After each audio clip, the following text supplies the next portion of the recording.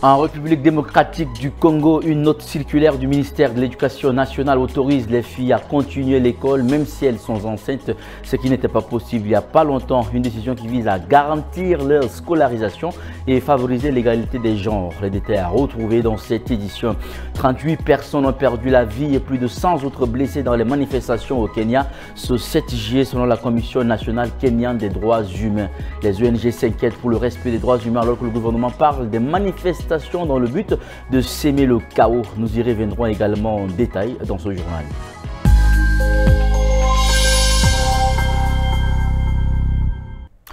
Mesdames et messieurs, bonsoir et bienvenue sur Tchad Info TV. Le ministère de l'Éducation nationale et Nouvelle Citoyenneté a publié une circulaire ce lundi 14 juillet 2025 dans laquelle il ordonne le maintien à l'école des filles enceintes en RDC. Une décision qui vise à garantir leur accès au système éducatif dans le cadre d'une éducation inclusive et de l'égalité des genres. En effet, jusqu'ici, une grossesse était le plus synonyme d'exclusion pour les jeunes filles. C'est une mesure que le mouvement Alerte encourage depuis 2019. Nous avons mené des plaidoyers dans ce sens-là, déclare Donatien Pezela, membre de la société civile et militante pour les droits des femmes, qui se réjouit donc de cette circulaire, tout comme l'avocate Eliane Kikubi. La société traite la fille de tous les maux, mais pendant ce temps, les garçons qui peuvent être mineurs ou majeurs vont continuer dans leurs écoles. Vous voyez cette injustice alors que nulle part dans notre législation on dit que lorsque l'enfant mineur tombe enceinte, ce sont les garçons qui doivent continuer l'école et la fille doit arrêter. Nulle part, insiste-t-elle. Pour Donatien Pezela, le combat n'est pas pour autant terminé. Il faut continuer la sensibilisation. C'est déjà un premier pas, mais nous, en tant qu'association, il nous reste encore des travaux à faire. Parce que le fait de faire des circulaires, les chefs d'établissement peuvent accepter, mais il reste un travail à faire au niveau des filles qui vont se retrouver dans ces situations-là. Une fois que leurs camarades verront qu'elles sont enceintes, ils commenceront à se moquer et c'est ça peut-être un frein. Cette circulaire devrait être respectée par les chefs d'établissement dès la prochaine rentrée de septembre 2025. Le 7 juillet 2025, le Kenya a été marqué par une journée de manifestations violemment réprimée par les forces de l'ordre. 38 personnes ont perdu la vie selon la Commission nationale kenyane des droits humains. Plus de 100 autres ont été blessés alors que les autorités dénoncent des manifestations dominées par du chaos et des criminels. Les ONG s'inquiètent d'atteintes massives aux droits humains. Des manifestations marquées par de la violence étatique et des pratiques policières illégales.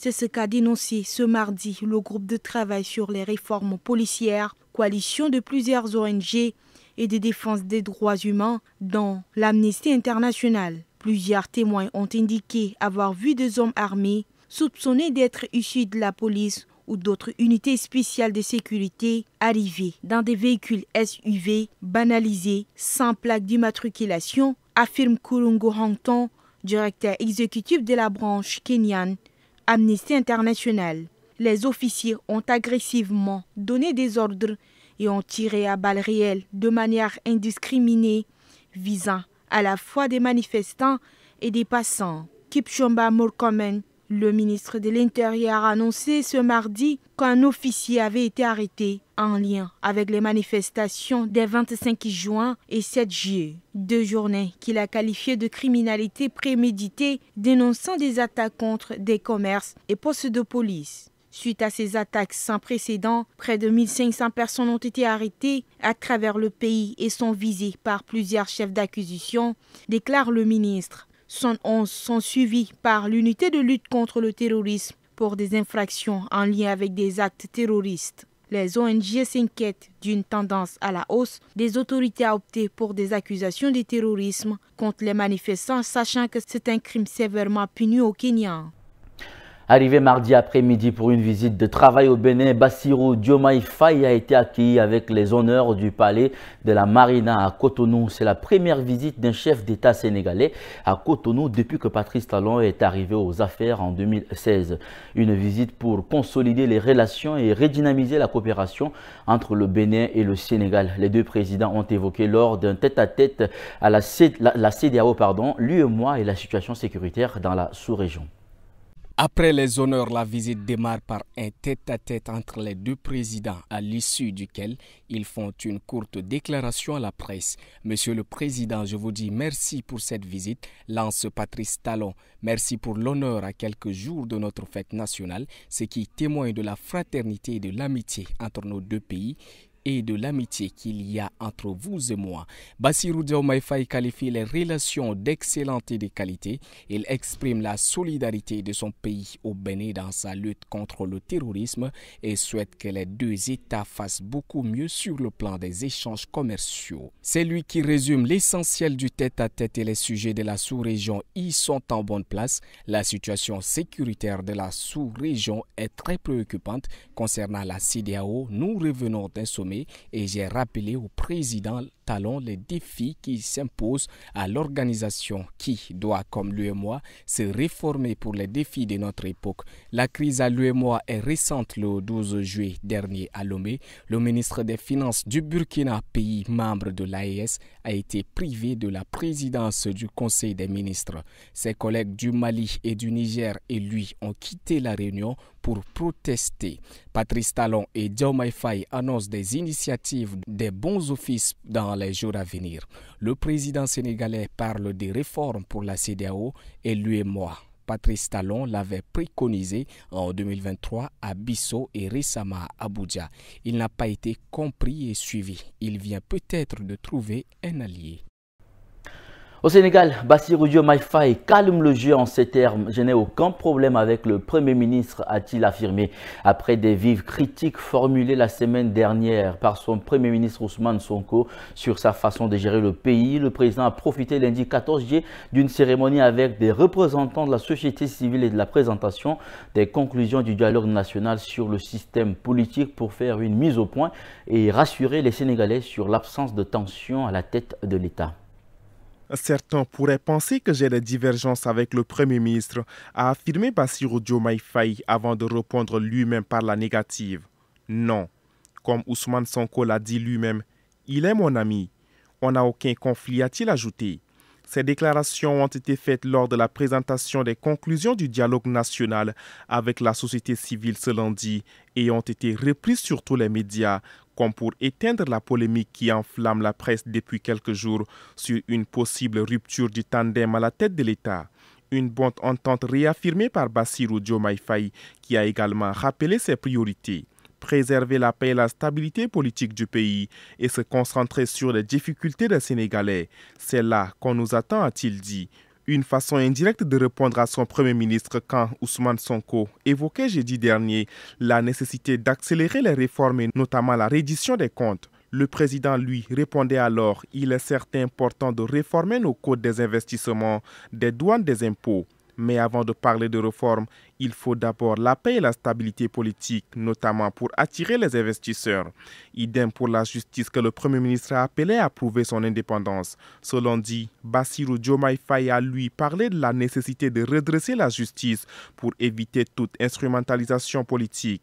Ces clarifications suffiront-elles à éviter de nouvelles dissensions? Du côté du parti, le PASTEF, les déclarations se sont en tout cas multipliées ces dernières heures pour rassurer sur la bonne entente entre le président et son Premier ministre. Rien, absolument rien ne saurait briser le lien indéfectible qui unit le président de la République Bassirou Diomaye Faye et son Premier ministre Ousmane Sonko. Ensemble, ils portent les intérêts de la nation en bandoulière avec une détermination inébranlable à réformer et à réussir, a ainsi affirmé le président du Parlement, El Malick Ndiaye, dans un communiqué alors que le 15 juillet marque également le jour de l'anniversaire du Premier ministre. Le parquet brésilien a demandé mardi 15 juillet à la Cour suprême de condamner pour coup d'État l'ancien président Jair Bolsonaro qui clame son innocence et dont le procès a provoqué une crise diplomatique entre le Brésil et les États-Unis. Au Brésil, l'ancien président Jair Bolsonaro est désormais dans le viseur de la justice. Il comparaît pour tentative de coup d'État et pourrait encourir jusqu'à 40 ans de prison. Le parquet le décrit comme le chef d'une organisation criminelle qui aurait voulu empêcher l'investiture de Luiz Inácio Lula da Silva, élu en octobre 2022. Objectif, se maintenir au pouvoir coûte que coûte. Dans son réquisitoire, le parquet évoque une stratégie visant à instrumentaliser l'appareil d'État, à saboter les institutions et à bloquer le processus de succession présidentielle. Bolsonaro aurait ainsi mis en œuvre un plan concerté qui a échoué faute de soutien de l'armée. L'ancien chef de l'État dément fermement. Devant la Cour suprême, il a dénoncé une persécution politique, estimant qu'on cherche à l'écarter de la présidentielle de 2026, alors qu'il est déjà déclaré inéligible jusqu'en 2030 pour diffusion de fausses informations sur le système électoral. Il reconnaît cependant avoir envisagé ce qu'il appelle un dispositif constitutionnel pour freiner l'investiture de Lula. Le sort de Bolsonaro et de ses proches repose désormais entre les mains du juge Alexandre de Moraes. Plusieurs chefs d'accusation sont retenus: tentative d'abolition de l'ordre démocratique, coup d'État, dommages aux biens publics et association de criminels armés. Mais le dossier dépasse les frontières brésiliennes.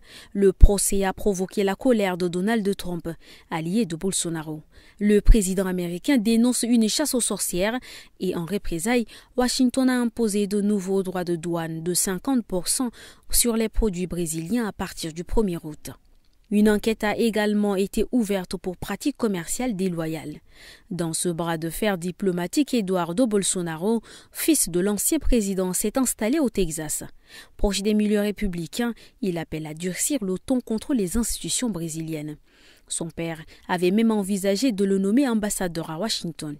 Face à cette montée de tension, le président Lula a déclaré vouloir négocier avec les États-Unis tout en condamnant l'ingérence de Trump dans le système judiciaire brésilien. Il avertit que le Brésil pourrait, si nécessaire, répliquer par des mesures équivalentes. C'est la fin de cette édition, mesdames et messieurs. Merci de l'avoir suivi. Très bonne suite de programme sur Tchad Info TV, votre chaîne d'information.